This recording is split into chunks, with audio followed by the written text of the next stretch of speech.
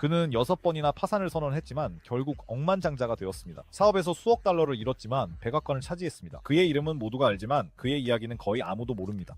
도널드 트럼프는 어떻게 실패를 황금으로 바꿨을까요? 편하게 앉으세요. 지금부터 모두 알려드리겠습니다. 어린 시절과 프레드 트럼프의 영향.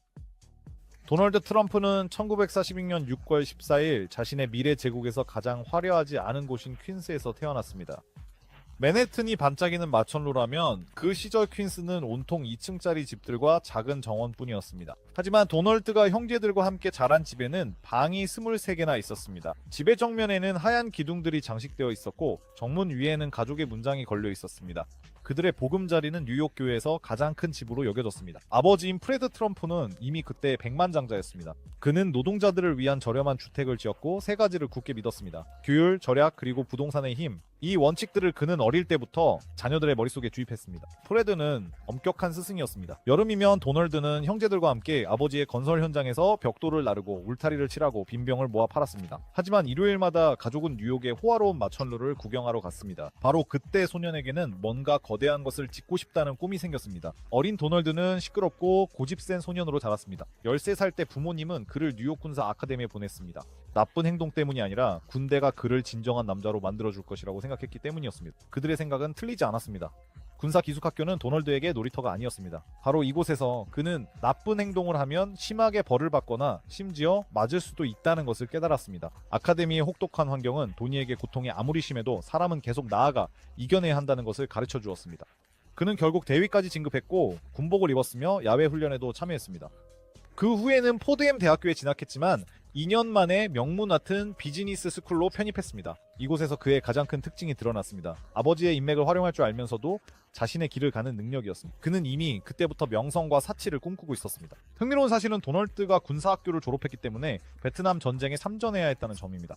하지만 그는 먼저 학업을 이유로 유해를 받았고 정확히 말하면 4번의 유해를 받은 뒤 결국 발꿈치에 뼈돌기 때문에 의학적 면제를 받았습니다. 비평가들은 나중에 부유한 아버지가 아들을 전선에서 구해줬다고 비꼬았습니다. 하지만 트럼프 본인은 항상 자신이 명예롭게 복무했을 것이라고 주장해왔습니다. 프레드 트럼프는 1999년에 세상을 떠나며 아들에게 약 4천만 달러를 남겼지만 진짜 유산은 돈이 아니었습니다. 그는 도널드에게 강인함과 끈기, 1달러를 10달러로 불리는 법을 가르쳐 주었습니다. 아들은 아버지보다 더 멀리 나아갔습니다. 그는 노동자들을 위한 소박한 집 대신 백만장자들을 위한 황금빛 마천루를 지었습니다. 하지만 도널드는 사실 이 일로 시작하지는 않았습니다. 25살의 트럼프는 아직 오늘날 모두가 아는 그 화려한 인물이 아니었습니다. 아직 황금 엘리베이터도 대선 후보도 트위터 스캔들도 없었지만 이미 뉴욕주에만 머물 수 없는 야망을 가지고 있었습니다. 그는 자신만의 크고 가능하면 수익성 있는 무언가가 필요했습니다. 아버지는 그에게 20만 달러의 초기 자본을 줍니다. 트럼프 가문 기준으로는 그리 큰 돈은 아니지만 그렇다고 푼 돈도 아니었습니다. 일종의 시험이었습니다. 네가 얼마나 할 수 있는지 보여줘라. 만약 실패한다면 어쩔 수 없는 거지. 부자가 될 운명이 아니었던 거야. 하지만 도널드는 실패하는 사람이 아니었습니다. 그리고 그는 자신의 첫 번째 진지한 프로젝트를 찾게 됩니다. 오하이오주 신시내티에 있는 스위프턴 빌리지 아파트 단지였습니다. 그곳은 솔직히 말해 그다지 화려한 곳은 아니었습니다. 전형적인 슬럼가를 떠올려보세요. 집들은 반쯤 비어있고 지붕은 새고 세입자들은 닉슨 시절 이후로 집세를 내본 적이 없는 그런 곳 바로 그곳이었습니다. 하지만 트럼프는 이 혼란 속에서 기회를 보았습니다. 첫째는 가격이었습니다. 단지 가격은 600만 달러였지만 그는 그 돈을 전부 자기 주머니에서 꺼낼 생각이 없었습니다. 대출이 있는데 굳이 그럴 필요가 있을까요? 둘째는 잠재력이었습니다. 지금은 엉망진창이지만 모든 것을 정비하면 더 비싸게 팔거나 임대 수익을 안정적으로 얻을 수 있습니다. 트럼프는 단순히 수리비를 투자하는 것이 아니라 영리하게 행동합니다. 전체를 대대적으로 수리하는 대신 눈에 띄는 중요한 부분에 집중하여 개선하고 발전시킵니다. 현관은 도색되고 표지판은 교체되며 마당도 어느 정도 정돈됩니다. 첫눈에 보이지 않는 모든 것은 그대로 둡니다. 굳이 더 많은 돈을 쓸 필요가 있을까요? 그리고 가장 중요한 것은 임차인입니다. 트럼프는 스위프턴 빌리지의 가장 큰 문제가 낡은 배관이 아니라 규율 없는 거주자들이라는 것을 이해합니다. 그는 규칙을 강화하고 임대료를 내지 않는 사람들을 내보내며 점차 더 지불 능력이 있는 사람들로 단지를 채워갑니다. 2년이 지나자 단지는 완전히 달라졌습니다. 물론 여전히 고급 주택은 아니지만 이제는 적어도 사람들이 임대료를 기꺼이 지불할 만한 괜찮은 곳이 되었습니다. 그리고 나서 트럼프는 자신이 가장 잘하는 일을 합니다. 바로 매각이죠. 1977년에 스위프턴 빌리지는 200만 달러에 매각됩니다. 수익은 총 600만 달러였고 그중 도널드는 약 50만 달러를 챙깁니다. 막 시작한 젊은이에게는 이는 상당한 성공이었습니다. 하지만 더 중요한 것은 바로 교훈이었습니다. 첫 번째 교훈은 다른 사람들이 쓰레기라고 여기는 것에서도 돈을 벌 수 있다는 점입니다. 두 번째 교훈은 신용은 제대로 활용할 줄 안다면 최고의 친구가 된다는 것입니다. 그리고 세 번째 가장 중요한 것은 바로 연출입니다. 가장 평범한 것도 제대로 포장하면 비싸 보일 수 있습니다. 스위프턴 빌리지는 트럼프에게 도약대가 되었습니다. 이제 그는 자신이 큰 돈을 벌 수 있다는 것을 알게 되었고 이미 맨해튼을 바라보고 있습니다. 트럼프 브랜드의 탄생, 맨해튼, 부동산.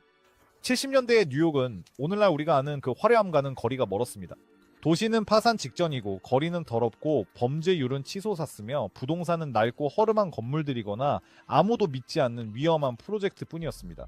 모험가에게는 완벽한 시기였습니다. 트럼프는 수익성 있는 부지를 찾는 것부터 시작합니다. 그의 목표는 단순히 건물을 사는 것이 아니라 돈뿐만 아니라 명성까지 가져다줄 거대한 무언가를 만드는 것이었습니다. 첫 번째로 진지하게 매입한 것은 그랜드 센트럴 역 근처의 오래된 코모도어 호텔이었습니다.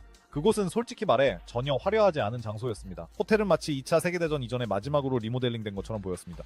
하지만 트럼프는 그 안에서 가능성을 봅니다. 그랜드 센트럴에는 매일 수천 명이 오가니 이곳에 멋진 무언가를 만든다면 성공은 보장된 셈이죠. 문제는 그에게 돈이 없다는 것입니다. 정확히 말하면 돈은 있었지만 호텔을 그냥 사버릴 만큼 충분하진 않았습니다.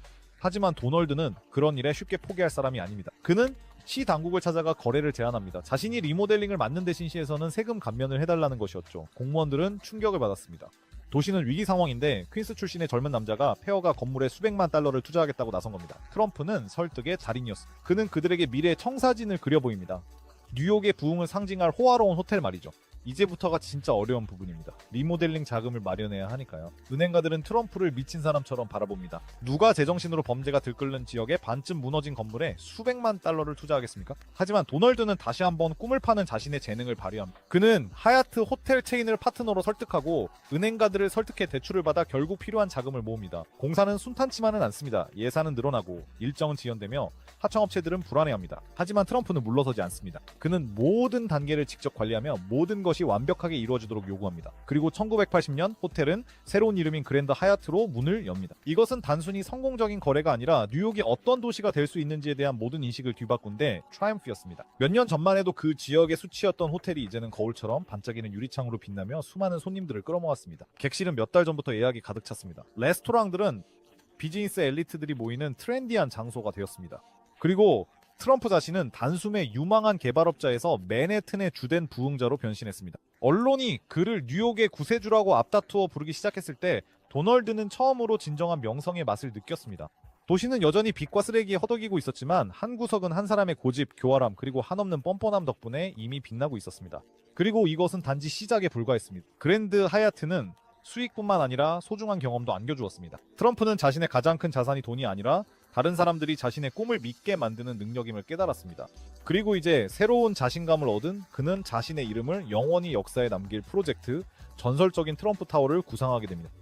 트럼프 타워는 성공의 상징입니다. 80년대 초 트럼프는 뉴욕에서 가장 명망 있는 주소인 5번가의 한 부지를 눈여겨봅니다. 하지만 여기에는 한 가지 문제가 있습니다. 이 자리에는 이미 오래된 11층짜리 백화점 보니텔러가 서 있습니다. 하지만 도널드에게 이것은 장애물이 아니라 기회였습니다. 그는 맨해튼 기준으로는 터무니없이 싸니 500만 달러의 그 건물을 사들여 완전히 철거해버립니다. 공사는 엄청난 스캔들로 시작됩니다. 미래의 마천루를 위한 공간을 확보하기 위해 트럼프는 1929년에 만들어진 건물 외벽의 장식들을 파괴하라고 명령합니다. 대중은 분노하고 예술사학자들은 눈물을 흘리지만 도널드는 어깨를 으쓱이며 마치 이렇게 말하는 듯합니다. 아름다움이란 금과 대리석이 있을 때나 존재하는 것이고 나머지는 다 낡은 것일 뿐이다. 건축가들에게는 단순한 오피스 센터가 아니라 지구상에서 가장 부유한 사람들을 위한 수직 도시를 만들라는 과제가 주어졌습니다.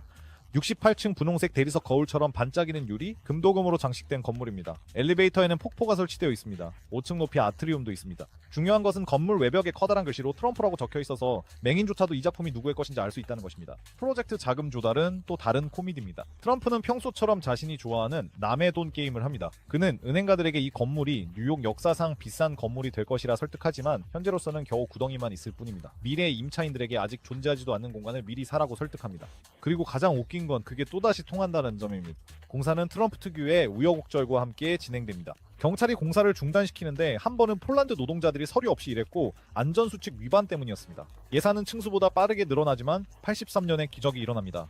트럼프 타워가 성대하게 개장한 것이죠. 어떻게 됐을 것 같으세요? 이건 즉각적인 성공이었습니다. 아파트들은 가격이 3배 부풀려졌음에도 수백만 달러에 팔립니다. 1층의 상점들은 엄청난 임대료를 지불합니다. 회의적인 사람들조차도 이렇게 인정합니다. 그래, 촌스럽긴 한데 인상적이야.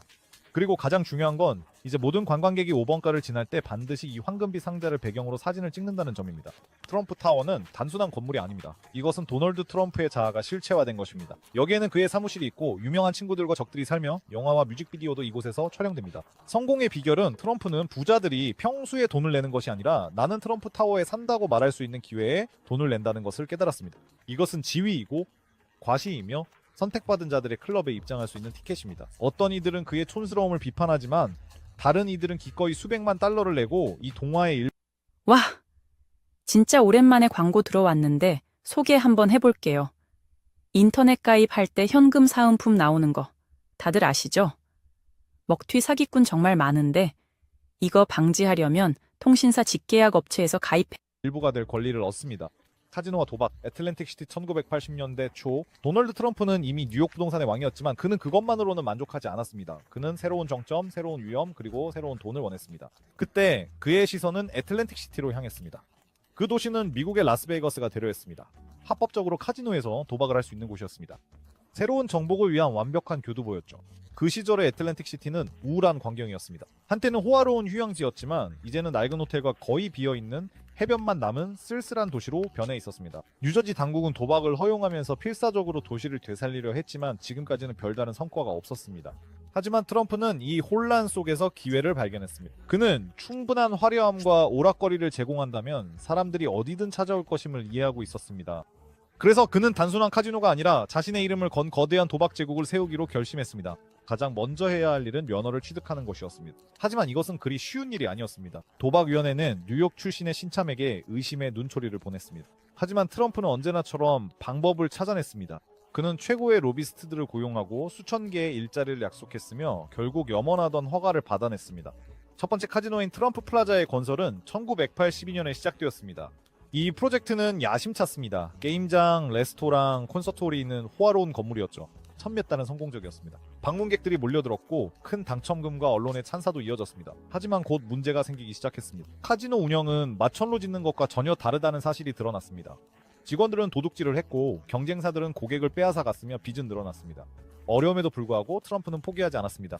1989년 그는 두 번째 카지노인 트럼프 캐슬을 열었고 1년 뒤에는 도시에서 가장 큰 호텔 카지노인 타지마할을 9억 5천만 달러라는 어마어마한 금액에 인수했습니다. 타지마할은 그의 제국의 정점이자 세계에서 가장 크고 호화로운 카지노가 될 예정이었습니다. 개장식에는 유명 인사를 포함해 수천 명의 손님들이 찾아왔습니다. 하지만 축제 분위기는 금세 끝나버렸습니다.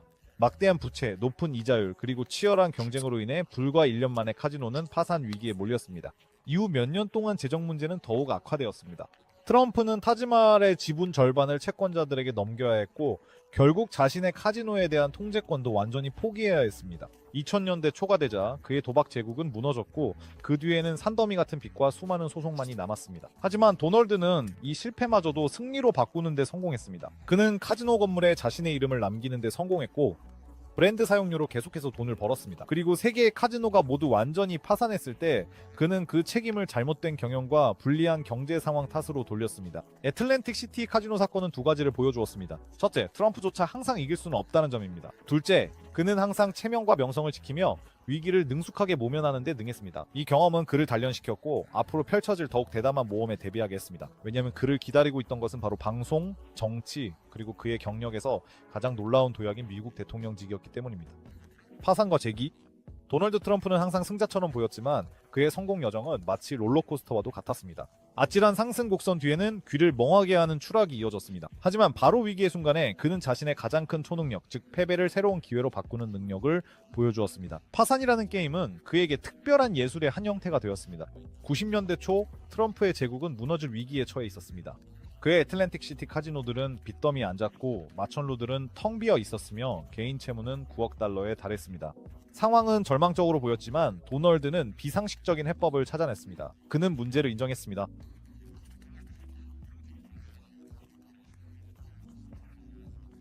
첫 번째 기업 파산은 1991년에 일어났습니다. 그의 대표 카지노인 트럼프 타지마할은 30억 달러의 부채를 감당하지 못했습니다. 보통의 사업가라면 여기서 경력이 끝났겠지만 트럼프는 다른 길을 선택했습니다. 그는 자신 없이는 카지노가 완전히 무너질 것이라고 채권자들을 설득했고 거래를 성사시켰습니다. 지분의 절반을 넘겼지만 경영권과 연간 5천만 달러의 연봉은 지켰습니다. 사업을 망치고도 여전히 경영권을 유지한 것은 천재적인 수였습니다. 이후 5년은 진정한 파산의 마라톤이었습니다. 트럼프 플라자 호텔, 트럼프 캐슬 카지노, 심지어 그가 아끼던 보잉 727 여객기까지 모두 경매에 넘어갔습니다. 하지만 여기서 트럼프의 또 다른 놀라운 특징이 드러났습니다. 바로 손실을 남에게 떠넘기는 능력입니다. 그의 회사인 트럼프 호텔 앤드 카지노 리조트가 2000년대에 파산 위기에 처했을 때도 그는 아무런 피해 없이 빠져나왔습니다. 투자자들에게는 4억 4천만 달러의 손실을 남기고 자신은 경영권과 수백만 달러의 보너스를 챙겼습니다. 그의 생존 비결은 세 가지 원칙에 숨어 있었습니다. 첫째, 절대 자신의 모든 돈을 투자하지 않는다. 둘째, 계약을 체결할 때 책임이 본인이 아니라 회사에 있도록 한다. 셋째, 항상 자신에게 비장의 무기를 남겨둔다. 바로 자신의 이름을 사용할 권리인데 이는 가장 힘든 시기에도 여전히 소중한 자산으로 남아있었다. 트럼프는 매번 추락한 뒤에도 새로운 프로젝트로 돌아왔습니다. 90년대 모두가 그를 끝난 인물로 여겼을 때 그는 뜻밖에도 뉴욕에서 고급 주상복합 타워 건설로 방향을 틀었습니다. 유엔 근처의 트럼프 월드타워, 강변의 트럼프 플레이스 등 이 프로젝트들은 그에게 부동산의 왕이라는 지위를 다시 안겨주었습니다. 그리고 그는 자신의 이름을 라이선스화하는 것에서 황금 광맥을 발견했습니다. 이제 트럼프라는 이름은 생수병, 넥타이, 심지어 보드게임에도 당당히 새겨졌습니다. 2000년대 들어 그는 다시 성공 가도를 달렸지만 방식에는 의문이 따랐습니다. 시카고 트럼프 인터내셔널 호텔 앤드 타워 건설이 난항을 겪자 그는 프로젝트를 팔아버리고 모든 문제를 새 소유주에게 떠넘겼습니다. 트럼프 대학이 사기 혐의로 고소당했을 때 그는 이 500만 달러의 합의금을 지불하고 아무 일도 없었던 것처럼 계속 나아갔습니다. 금융 전문가들은 여전히 논쟁합니다. 트럼프는 천재인가 아니면 운이 좋은 사람인가? 6번의 기업 파산은 누구라도 무너뜨릴 만한 기록입니다. 하지만 도널드는 단순히 살아남은 것이 아니라 매번 더 강해졌습니다. 그의 비밀은 간단합니다. 그는 현대 비즈니스에서 중요한 것은 얼마나 잃었는지가 아니라 그것을 어떻게 포장하느냐임을 이해하고 있었습니다. 그리고 이 점에서 그는 진정한 달인이었습니다. 이러한 위기들은 그를 단련시켰고 인생의 가장 큰 모험인 대통령 선거 전에 데뷔하게 했습니다. 결국 정치란 자신의 이름만 빼고 모든 것을 걸 수 있는 또 하나의 위험한 비즈니스가 아니겠습니까? 하지만 그것은 또 다른 이야기입니다. 자, 이 이야기에서 우리가 얻은 교훈은 무엇일까요? 돈은 소란을 좋아합니다. 초고층 빌딩, 카지노 대선 캠페인. 중요한 건 당신의 이름이 어디에나 가능하면 금색 글씨로 새겨져야 한다는 점입니다. 파산은 끝이 아니라 오히려 홍보 전략입니다. 6번이나 넘어졌다고요? 문제 없습니다. 가장 중요한 것은 매번 새로운 스캔들과 더 큰 자신감으로 다시 일어서는 것입니다.